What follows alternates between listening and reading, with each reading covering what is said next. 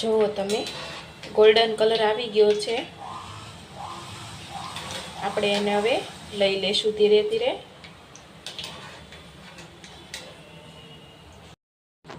બટેકાના અને ચણાના લોટના ગાંઠિયા બનાવવા માટે ચણાનો લોટ 500 ગ્રામ, 250 ગ્રામ કોર્નફ્લોર છે અને ઘઉંનો લોટનો મેં ઉપયોગ કરેલો છે। મેં મેંદો નથી ઉપયોગ કર્યો। ઘઉંનો લોટ છે 100 ગ્રામ અને 250 ગ્રામ જેટલા બટેકા બાફેલા છે અને આદુ મરચાંની પેસ્ટ અને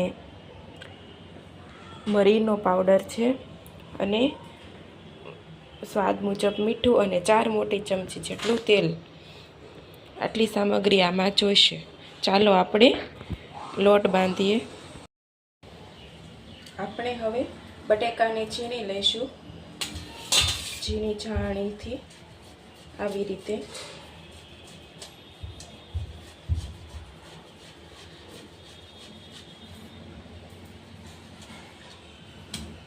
આપણે એના ગાંઠા રહેવા નથી દેવાના કેમ કે સંચામાં નડે એટલા માટે આપણે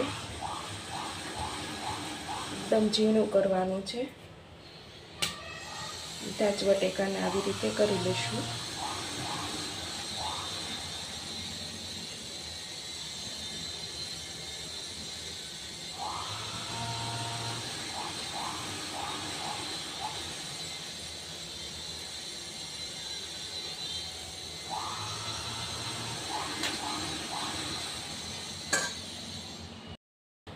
ચાલો તો હવે આપણે લોટ બાંધીશું। એના માટે મેં 500 ગ્રામ ચણાનો લોટ લીધો છે, તેને બધું આમાં એડ કરી દઈશું અને હવે તેમાં કોર્નફ્લોર 250 ગ્રામ કોર્નફ્લોર છે તે અંદર એડ કરીશું અને હવે એમાં ઘઉંનો લોટ નાખીશું। 100 ગ્રામ છે ઘઉંનો લોટ અને તેમાં આપણે બટેકા નાખશું। બધી જ સામગ્રી આપણે આમાં મિક્સ કરી દેવાની છે। તેમાં આદુ મરચાંની પેસ્ટ નાખવાની છે। તમે લીલી મરચી ના ખાતા હો તો તમે એને સ્કીપ પણ કરી શકો છો। તેમાં સ્વાદ મુજબ મીઠું નાખવાનું છે અને તેમાં એમ કે મસાલો એડ કરવાનો છે। 4 ટેબલસ્પૂન મોટી ચમચી આપણે આમાં તેલ નાખીશું અને તેમાં લીંબુનો રસ નાખીશું। આમાં તમે સ્કીપ પણ કરી શકો છો।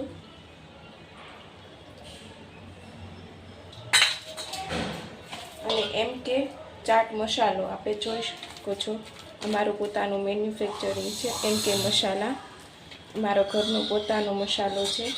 અમે બધા જ પ્રકારના મસાલા બનાવીએ છીએ। આ ચાટ મસાલો છે, અમારે તો પોતાનું રહ્યું એટલે અમે તો ડબ્બી જ રાખીએ। પેકેટ તો તમારા માટે તમને બતાવવા માટે હતો પણ હવે અમે ડબ્બી નાખીશું ચાટ મસાલાની। એમાં આપણે મરી પાવડર નાખીશું, એમ કે મરી પાવડર છે। હવે બધું આપણે મિક્સ કરીશું એને। પાણીનો પછી ઉપયોગ કરવાનો છે। બટેકામાં જો મિક્સ થાય તો આપણે કરી નાખવાનું છે બટેકામાં પહેલાં બધું અને પછી જ તે પાણી નાખવાનું છે। બધું એકદમ મસ્ત મિક્સ થઈ જાય પછી જો આપણને પાણીની જરૂર પડે તો આપણે પાણી નાખીશું, નકર નહીં નાખીએ।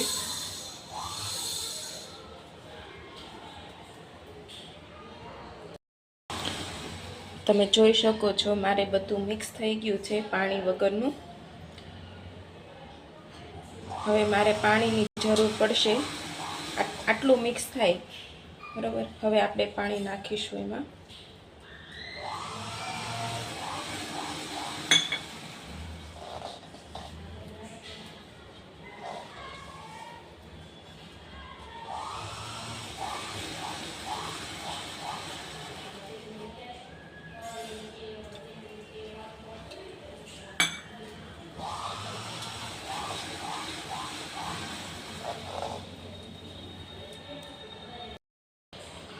જોઈ શકો છો તમે પાણી નાખીને મેં આવી રીતે લોટ બાંધ્યો છે।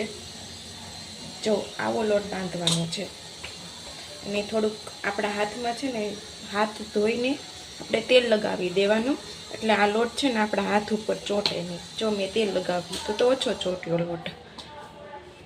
હવે આપણે સંચામાં પાડીશું. આપણે તેલ ગરમ થવા મૂકી દીધું છે.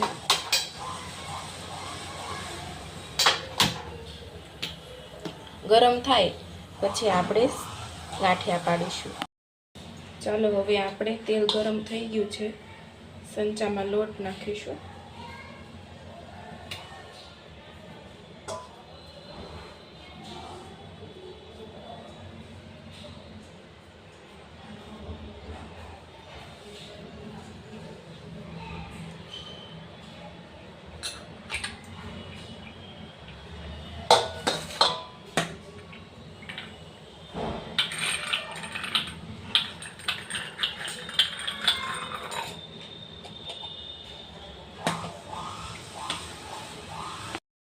આમાં પાડીશું તેલમાં.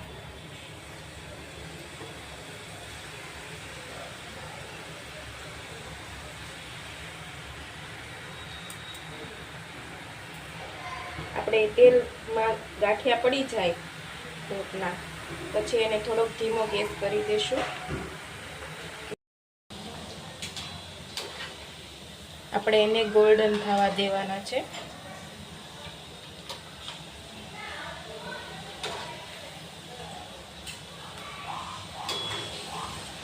થોડીક ધીમી આંચ રાખવાની છે એટલે બળે નહીં અને ક્રિસ્પી થશે.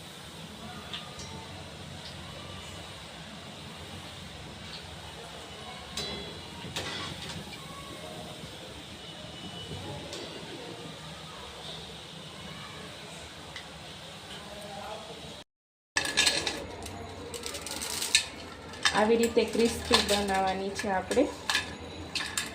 જો અવાજ આવવો પડે સેવમાંથી.